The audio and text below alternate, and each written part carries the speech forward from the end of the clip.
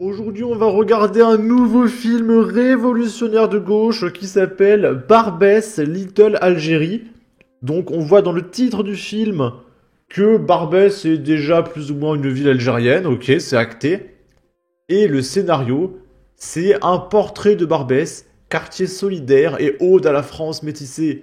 Budget 2,7 millions d'euros.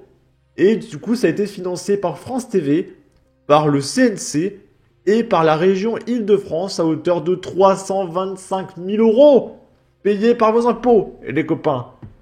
Et je suis allé sur Allociné pour voir un petit peu le scénario. Malek, un homme de 40 ans célibataire, vient d'emménager à Montmartre et accueille bientôt chez lui son neveu Riyad, fraîchement arrivé d'Algérie. Ensemble, ils découvrent Barbès, le quartier de la communauté algérienne, très vivant, malgré la crise sanitaire en cours. Ces rencontres avec les figures locales vont permettre à Malek de retrouver une part de lui qu'il avait enfouie, avant de renouer avec ses origines et de commencer à faire le deuil de ses disparus. Oh, c'est tellement émouvant.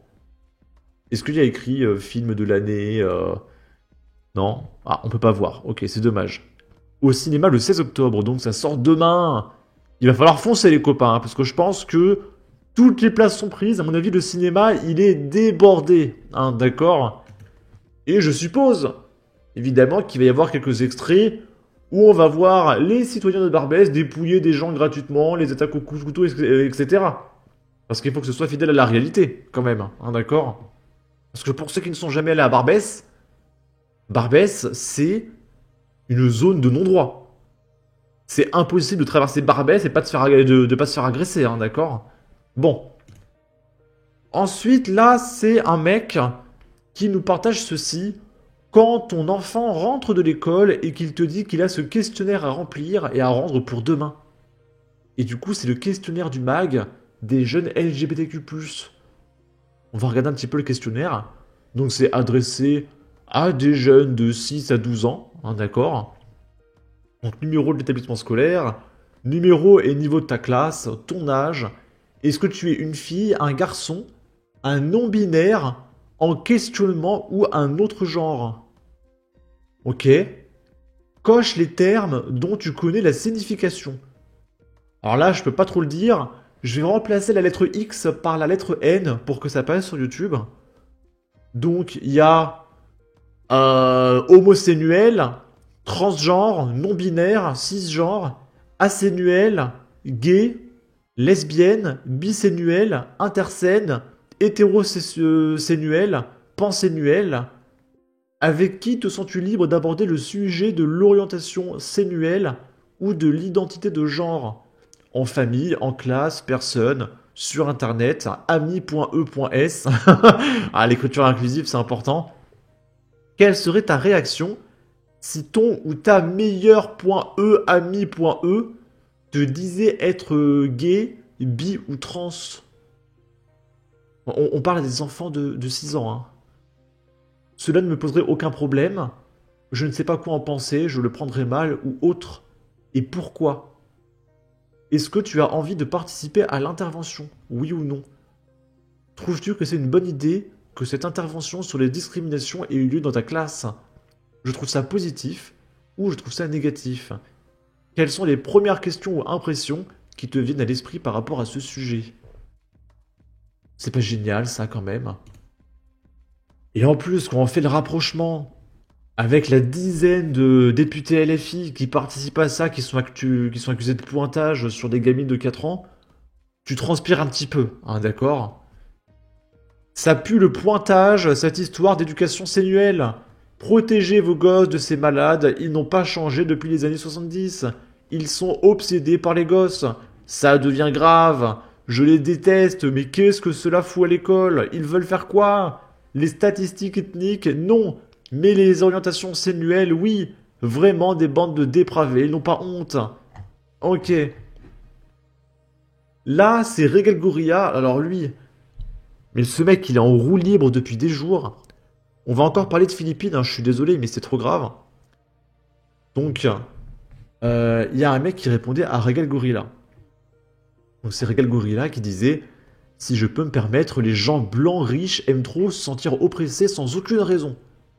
en répondant à une nana qui disait qu'elle a peur de sortir. Parce que dans son quartier à Paris, elle peut se faire découper en morceaux. Philippine, elle s'est fait tuer à 15 minutes de chez elle, etc. Donc elle a peur. Et Regal Gorilla se moque d'elle. Bah alors on a peur alors que t'es blanche. Oh, oh, oh. Et il y a un mec qui répond, en image, aucune raison factuelle. Philippine, le suspect sous OQTF arrêté. Il n'y a aucune raison. Et du coup, il réagit au mec qui dit, sans aucune raison, lol. Les gens d'extrême droite aiment trop utiliser des faits divers au lieu de la réalité statistique ou scientifique. Alors là, je comprends pas. Donc déjà, il s'auto-débunk tout seul. Parce que les stats, c'est que 80% des prisonniers en France sont d'origine étrangère. Et en plus, des faits divers. Un meurtre, hein. Une gamine morte. Donc ça veut dire que pour Regal Gorilla, s'il y a par exemple toute sa famille qui se fait découper en morceaux sous ses yeux, et qu'il y a le cadavre de sa famille devant lui, il dira bon, c'est un fait divers. Alors soit petit 1, soit c'est un psychopathe, petit 2, soit c'est un hypocrite, et ça lui tient à cœur de ne pas perdre sa famille, par contre les familles des autres, on s'en fout. Donc dans les deux cas, c'est une ordure. C'est d'ailleurs pour ça que personne ne les respecte. Ils basent leur idéologie sur le mensonge sensationnel pour attirer au vote raciste et antidémocratique. Et donc le vote raciste, c'est de dire que le meurtre, c'est pas bien. Et que peut-être que les gens qui tuent des gens, il faudrait les mettre un petit peu en dehors de la société. Il y a un mec qui répond « Fait divers, un peu comme Naël, quoi. Un simple fait divers. Et on en a fait des caisses car la gauche a monté ça en épingle jusqu'à créer des émeutes afin d'encourager le vote de la racaille. Et dans ce cas, autorisons les statistiques ethniques. Car pour toi, blanc égale menteur et racisé égale victime. On pourra alors avoir un vrai débat sur les chiffres. Les gens d'extrême gauche aiment trop utiliser des faits divers aussi.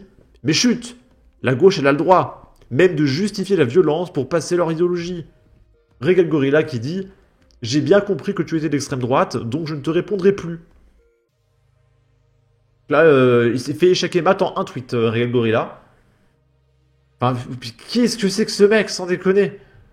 Et là, oui, j'ai oublié ça. Et donc il a dit quoi juste après? Si tu ne vois pas la différence entre un flic qui tue un jeune sans raison, je ne peux rien pour toi.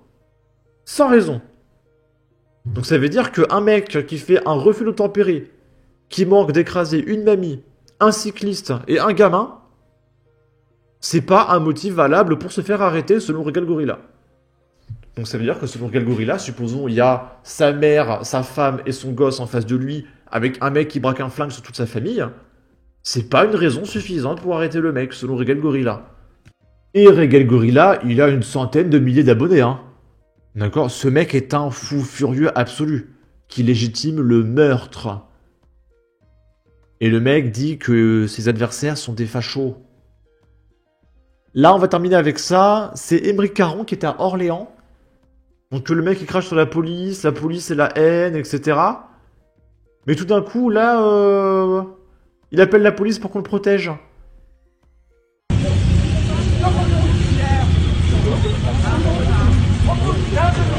Caron, casse-toi! Caron, casse-toi! C'est moi ici en France! Et les fachos, vous adorez ça, vous, la France et les Français! C'est toi le facho! Si t'es pas content, tu retournes là-bas! Donc là, le mec, il insulte carrément le peuple français en direct, hein, les yeux dans les yeux de facho.